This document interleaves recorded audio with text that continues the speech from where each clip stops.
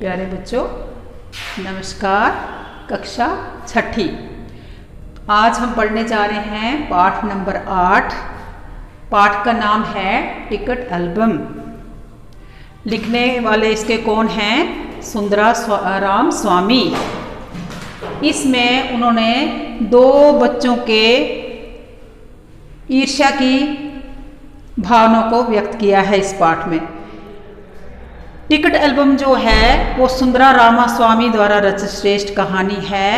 लेखक ने इस कहानी में बच्चों के मन में एक दूसरे के प्रति उठी ईर्ष्या तथा पश्चाताप के भाव को बड़े अच्छे ढंग से व्यक्त किया है, चित्रित किया है।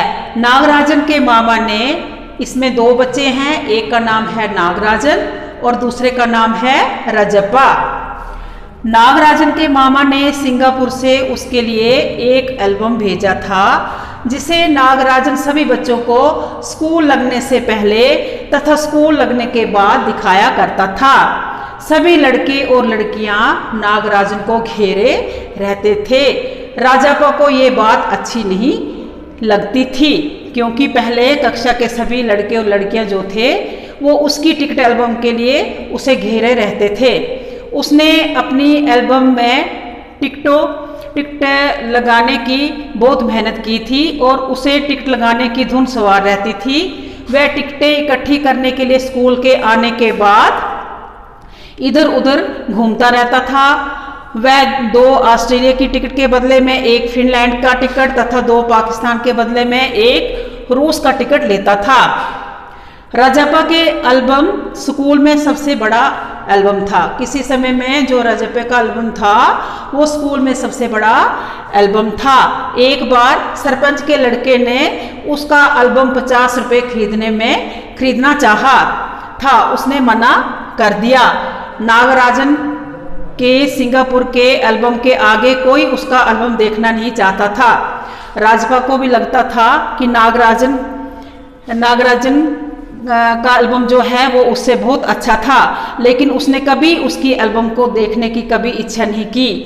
एक दिन कृष्णन ने राजप्पा से कह दिया कि वह नागराजन से ईर्ष्या करता है क्योंकि नागराजन का एल्बम जो है उससे बहुत अच्छा है और उसका एल्बम जो है वो क्या है, वो तो कूड़े की भांति है। राजप्पा को ये बात बुरी लगी। वह सोचता है कि उसने एल्बम के टिकट बड़ी मेहनत से इकट्ठे किए थे। नागराजन के पास तो उसके मामा द्वारा भेजा गया एल्बम था, इसमें उसकी कोई भी मेहनत नहीं लगी थी। उसे स्कूल जाना अखरने लगा। वह घर में ही घुसा रहता था। वह पहले की तरह टिकटों के लिए इधर उधर नहीं जाता था। अब उसे अपने एल्बम से भी चिढ़ होने लगी थी। एक दिन राजप्पा ने निश्चय किया कि वह पहले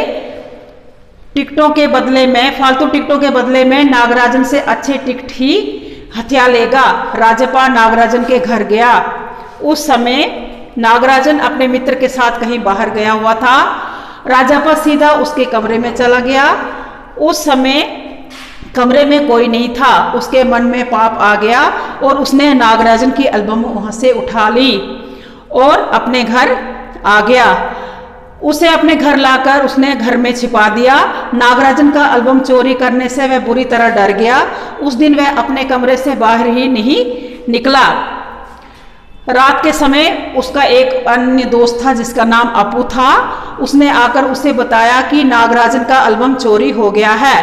नागराजन के पिता ने चोरी की रिपोर्ट शायद पुलिस को कर दी है।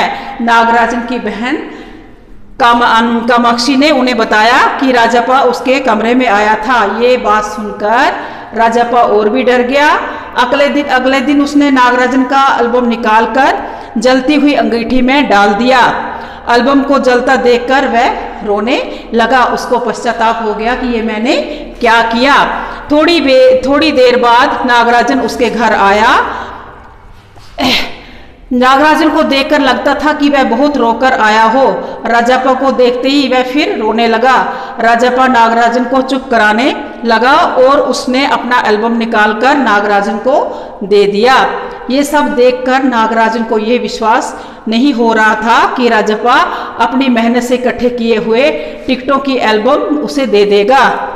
राजप्पा ने एल्बम लेकर उसे चले जाने को कहा और स्वयं रोने लगा, क्योंकि उसको पश्चाताप हो गया कि उसने एक ईर्ष्या की भावना से उसने क्या की थी, नागराजन के एल्बम को चोरी किया था। इसमें बच्चों की ईर्ष्या के भाव दिखाए गए हैं इस पाठ में।